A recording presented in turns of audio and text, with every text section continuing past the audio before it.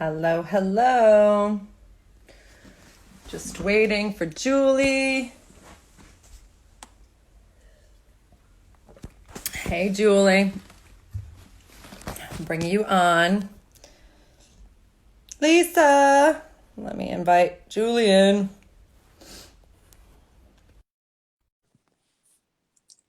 What's up, Lisa? Fixing the hair, fixing the COVID Fixing the hair, hair, fixing fixing the the cube. COVID hair. Woo! Did you say hi to Lisa? She's here. Hi, Lise. Yay! Hi. It's Hi, been so everybody. long. Oh, hi, Fisher Interiors. Hi, Dawn. Fisher Interiors. I have all these new friends now, Denise. Oh my gosh, from It's doing very COVID. exciting. Super exciting. I'm so excited. I need to be there more. I love you. I miss you. And I I love miss your, you. I go Open in, the window. I'll be holding my baby. I'll be watching you for a minute. And then I'm like, I want to do it. And then I have to go teach. Anyways, it's good. So thank you for being here. We will get Sure. started. Yeah. Why not? So so we're here with Julie Dermer. Yay, yay. Everybody, most people know. Hi, Hi, Lori. Lori. Hi, Yeah. Lori. Yay, yay.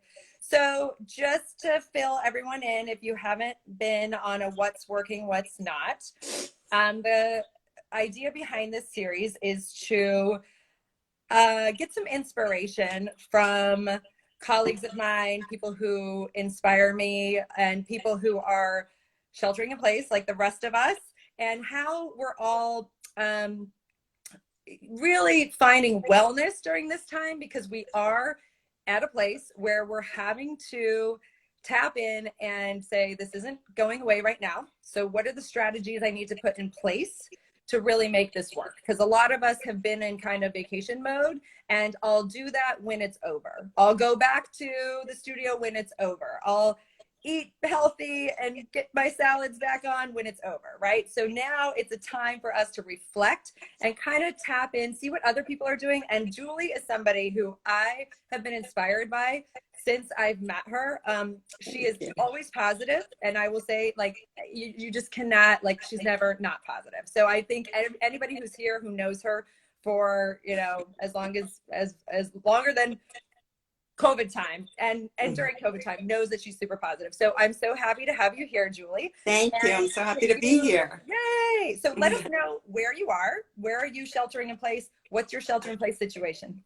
Okay, so we've been sheltering in place out on Long Island. I feel very lucky that we were able to, we left the city in March. We had an opportunity to come out to a house that we were renting for the summer that was available at a price that we found that we were able to do for March. And it came up and we just said, I kind of had a feeling that my work was going to stop. So we decided, I work at Soul Cycle, so we decided the four of us. So my son came home from college, my daughter, who's a junior in high school. We figured school was closing. De Blasio made that announcement. And we came out here we're in East Hampton in the Northwest Woods in a really pretty campy spot. And while we thought we'd stay for a month, it's been two and almost 2 months, and we're planning on staying longer. So You are. we are. So have you been back to New York City? Have you been back to your home yet? What does it feel like? You're with your two children and your husband, and what does it feel like to be displaced from your home? You know what? Oddly enough, I'm okay with that part of it. I was craving some nature. I've lived in the city for over 25 years. I want to say like 27 years. While I love Manhattan, Manhattan to me is the energy, the restaurants, all the theater, all these great things. And at a little bit of the expense of space and, you know, access to nature. We love the parks, but so I don't necessarily I don't really miss my home. I miss the New York that I love. I miss New York. I don't, Right. my apartment, it's great. Right. You know, Yep. I'm excited to go back there someday, but you know, home is where your family is, where your heart Mm. is. So I'm thrilled that I have almost 17-year-olds and 20-year-olds that have been with me for 50 some odd nights, which feels like such a gift, you know. So that's the Right. positive part. All I've ever wanted was dinner with my Yes. kids. Right. And Yes, exactly. And you're yeah, at that time in your children's lives where your son has left the home, actually, right? He's right, moved away, so you missed him. And then your daughter is in that age where she's all she really wants to do is be with friends, right? So it's right. sort of that's an interesting benefit of all of Hmm. this, right? Yeah. So that's beautiful. And what are the feelings that are coming up for you besides you like the nature, you're feeling good, but what other feelings have come up for you that you've had to manage during this time? Well, a lot of like, what am I without? Mm, Without X, without Y, without Z, you know? Number one, without my job, yeah, which I absolutely love. yeah, You know, yeah. my body is grateful. My body is definitely grateful that I'm off the bike. I haven't been off the bike in over a decade for Wow. this long. So, but, you know, I think I always had this fear in the back of my head. What would I be without Soul Cycle? Mm. And as I'm 49, so it's definitely, you know, crossed my mind like, I can't do this forever. What am I? Do I, you know, am I going to teach from the floor? And I definitely worked very hard because I loved it so much. And I felt like this is where I am my best. And I wasn't sure where else I could be my best.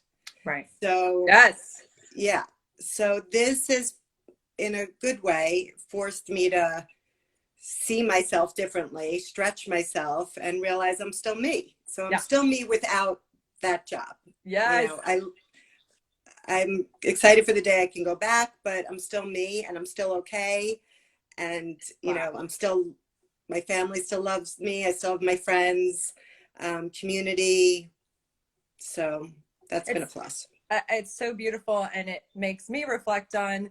I think a lot of us have been experiencing that.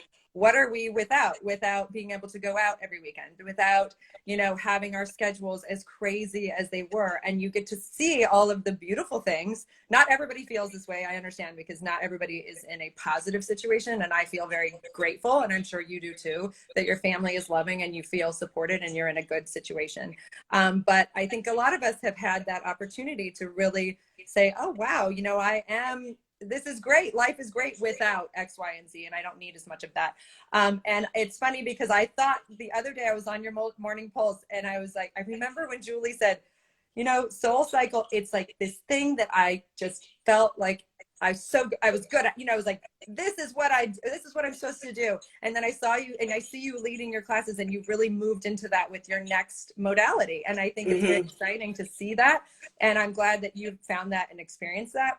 And it sounds like that's been a really positive thing for you. So on that note, so we talk about what's working and what's not. And I usually start with what's not, and I'm going to start with what's not right now, even though I know that's a what's working for you, the morning pulse. But let's go Mm-hmm. into a couple of the things that you found as you've entered this time that maybe you tried and you realized, you know what, this is not going to work for me, that you had to Mm-hmm. let go of or change or shift during this shelter in place time.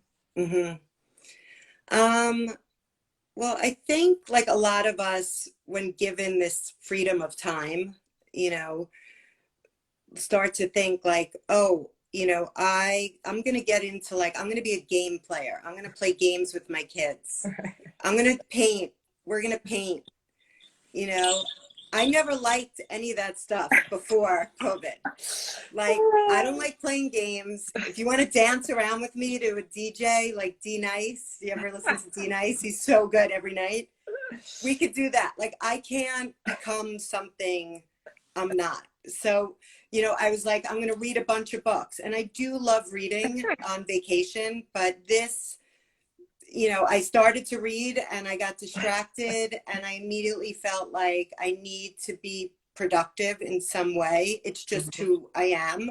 Mm, And so after like a week or two, I read a book and then what I found was Um, you know, what wasn't working was just trying to like be a creative cook. Like I wasn't that before. I'm not going to be that now.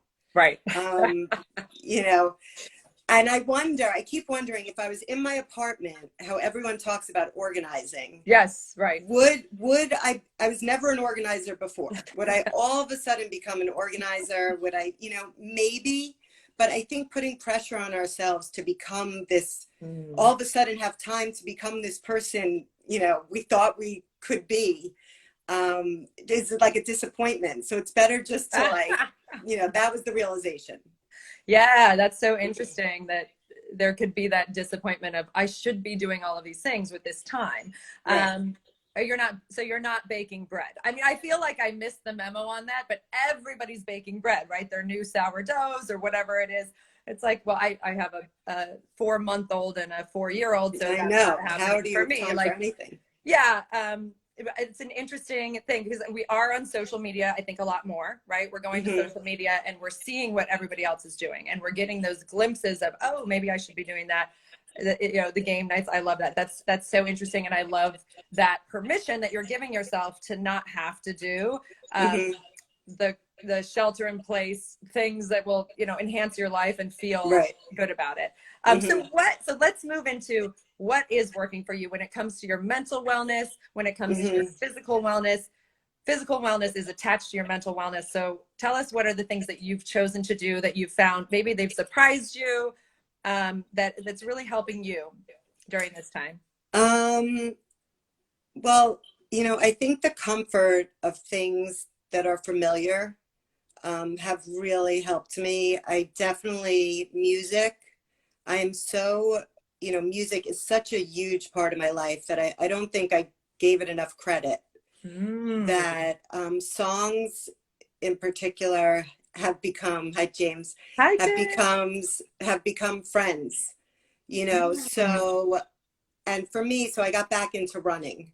So I Oh, feel wow. like, yeah, I've been running, and first I overdid it and it was too much, but now I run, I'd say every 2 or 3 days. I just ran before, and it's really about the music and just listening to some old playlists. And there's a feeling that reminds me of, and I loved that before I was a soul cycle instructor. Like I loved, you know, connecting to music. So that I'm so grateful for music. That is without a doubt has been a big part of a comforting, familiar part of Hmm. this time. Uh-huh. Exercise, 100%, you know, but different exercise, Yeah.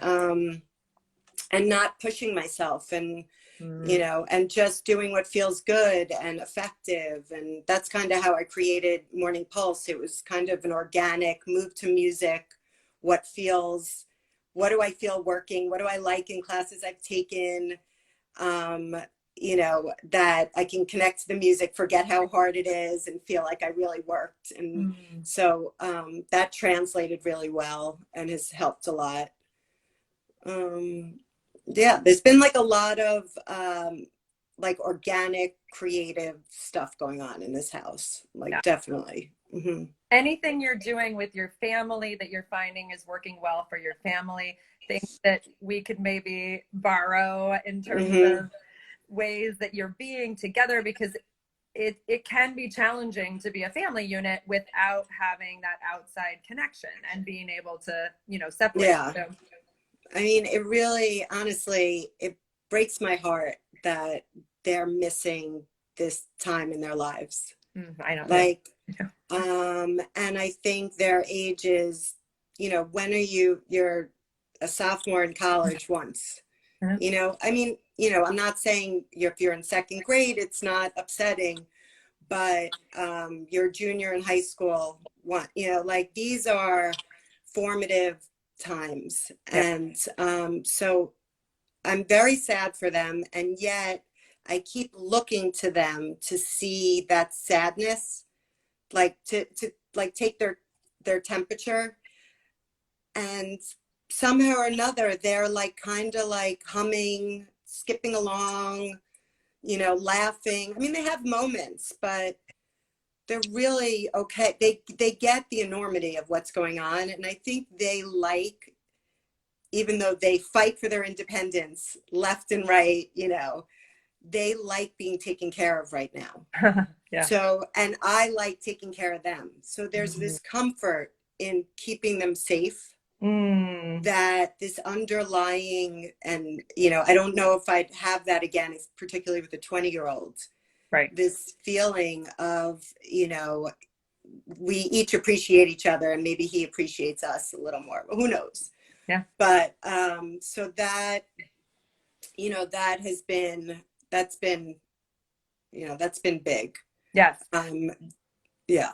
Oh, I love that. And I think that for a lot of us who are mothers, parents, there's this guilt, right, that we feel. And for you to remind me as well that when I look at my daughter, I don't see the sadness that I'm projecting onto her, right? It's that, like, I'm so sad for her and she's only 4 once, you know, and I know it's like, it's not that, it's like this is the junior, it's like, this is her, and it's really, thank you for bringing that point up, that they aren't experiencing that in the way that we think they might be. And children and younger people are adaptable, right? And so that's what we're having to do, is be like that, be adaptable. And I think as parents, to give ourselves that permission as well, to be okay, and be okay, that, and know that they're okay. So I love that. I think that's beautiful. I've spent some, you know, particularly with Jack, I've let him, we've gone on some really long walks together, and I've let him just talk. And, you know, he's frustrated. He's frustrated that the class he signed up for, that he loved and he was excited about, is now online and kind of boring, and he has to watch tape lectures. Right. And, you know, and the other thing is, I haven't tried to, I have a habit of find the positive, the silver lining. Yes. And, you know, when I try to do that with him, he's like, Mom, you know, it's this wasn't what I want. And I had to, like, kind of quiet myself and be like, I can't make this better. Like, this does suck. So I had to kind of acknowledge, this sucks right now, Jack, you know, like, I'm sorry that this is going on, and let him just talk and be heard. So, you know, with both of them, just really let them be heard. Yeah. I mean, that's making me emotional to even hear that, Julie, because I haven't cried that much, you know, and we are like we're holding so much. And it's beautiful, the thought of allowing your son to walk and talk and express and be sad, and then to do that to ourselves, right? Allow ourselves to feel those things and be a little sad. I love that. And I think I think that I know I haven't released as much as I can. And now you're making me emotional, which is beautiful. And thank you. I appreciate that. I think that's a lovely thing. So that's awesome. I love everything that you've said so far. Is there anything else that you might want to just wrap up with, in terms of, you know, something you'd want to share with others about, I don't know, you know, in your classes, you're always sending out inspiration. I'm sure you're doing Morning Pulse. I don't get to be there as much, but you always have words of wisdom. So is there anything, like at this very moment in time, where I feel like we are at the end of winter, where you think it's supposed to be over, right? And we're like, and it's not, you know, we just signed on for another 3 weeks, right? So I think a lot of us, I know a lot of people in LA, if there's anyone on here from California, just went through that wave of hearing that it's going to be another 3 months, you know, of like grappling with, wait a second, like the sun's coming out, we're going to get to open up, and then no. And that's how we all feel in New York around March, when winter is still there. So any thoughts about this moment in time that you can just say, that are like, that just help us maybe deal with it? I mean, you know, I definitely have moments where, you know, I honestly feel like I'm going to lose it, you know, like and I would say, let's not like judge those moments, you know, like be accepting of it. This is crazy. This is, you know, this is bananas. And you know, while there's so much good coming out of it, it is like, it's bizarro. And it mostly reminds me in a weird way of right after 9/11. You know, like it's kind of surreal and there's like a little dissociation. But I've never felt more in touch with me and like what I really need and who I need and who I am. And when I said it, I think the other day in class, like Soul Cycle, for example, a lot of it is like see and be seen, you know, like say you went, you know, do this. So taking out these outside pressures and really think like, what do I want to do that feels really good for my body? What, like, you know, I know for me, oddly enough, while I've been in shelter in place, like every day I have like tried to blow my hair, put on makeup. Like when I was home working, I would come home from Seoul, put on sweatpants and stay, you know, like a slob all day. But, you know, I realized that things I need to do to feel good and people I need to be in touch with. And there's a very honest quality. There's like just a learning that's going on right now of who and what and, you know, what life is, what's important. And I think it's a great time to Avery right now is journaling. She does a lot of journaling. And it makes me think like I kind of want to journal, although I feel like my pictures are somewhat of a journal of each day. Yeah. But like just, I think it's like a clarity, like a little, like there's some real clarity. And there's also some real, I've felt some real warmth in, even as I go to like, I went to the hardware store with the mask on, just connections with people. Yes. And it's interesting, you know, like I think it's like a little science experiment, a social experiment. So, I mean, that's what I would say, like to look at what we can, I think will be forever changed in a good way. Yeah. And that kind of keeps me kind of excited about the future. I love that. Thank you so much. Thanks for having me. Love your This was so perspective. I great. always learn so much from you, and you're Thank so you. clear, You too. and you just express in such a creative and beautiful way. And so thank you so much for being here. And when is your morning pulse so we can know? So Morning Pulse, and it's funny, just to, you know, how Morning Pulse started was a friend of mine, Alyssa, said, can you do your towel arms on video and I'll watch? And I said, okay, so tomorrow morning I'll do my towel arms, I'll do some squats and I'll do some, you know, abs. And I do your Pilates abs, which you are so brilliant with and have shared. And that's how it evolved. And now it keeps evolving. So that's kind of fun. But so I do it Monday, Wednesday, Friday at 9:30 on my Insta. And it's up for 24 hours after, and Saturday at 10:30. Okay. So every day you can go on because it's up for 24 hours. 24 hours. Yeah. I love it. Oh my gosh. It's so good to see you and connect with you. So good to see you. And thank you for being here. And we'll see you in Morning Pulse. Yes. Everybody. Thanks for joining, everybody. So good to see everybody. Thank you. You should Bye. save this. Are you going to save it, Denise? It's going to go up to my story, My Bad Pilates, for the next 24 hours. Perfect. For sure. Yes. So okay. Share. Okay. Thank you. Bye, everybody. Bye.